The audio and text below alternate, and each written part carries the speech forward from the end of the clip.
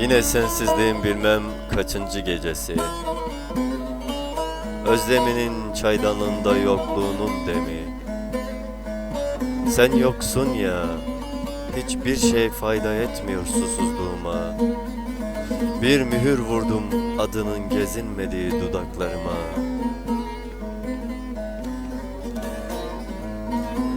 Sensizliğin başlangıcı bir bulut oldum. Aktım, sel oldum senli yollarda. Sonra yıldız oldum. Kopardım kendimi göğümden. Işık oldum karanlıklarına.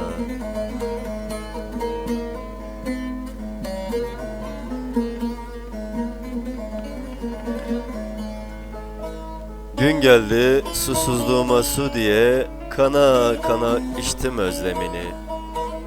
Boşaldıkça bardak seni doldurdum dudaklarıma.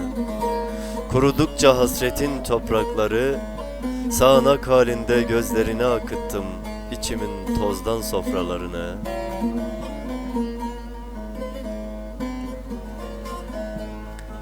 Sen beni hiç sevmedin. İçimde bir yangından ibaret gözlerin. Dışımda kanayan sözlerim. Dayanacak gücüm yok. Ah bir bilsen içimdeki senli yalnızlığı.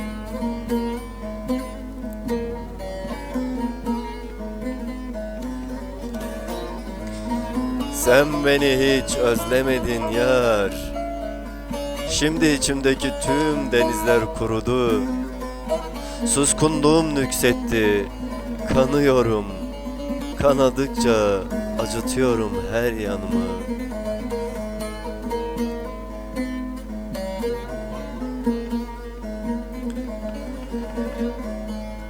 Sözlerim sakın acıtmasın içini.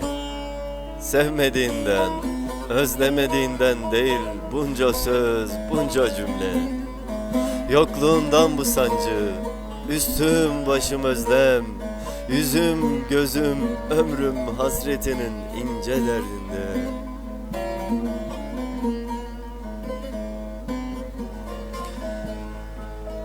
Farkındayım, suskunluğun bir imtihandır bana. Sustuğun her kelimede büyütüyorum yetim güllerimi.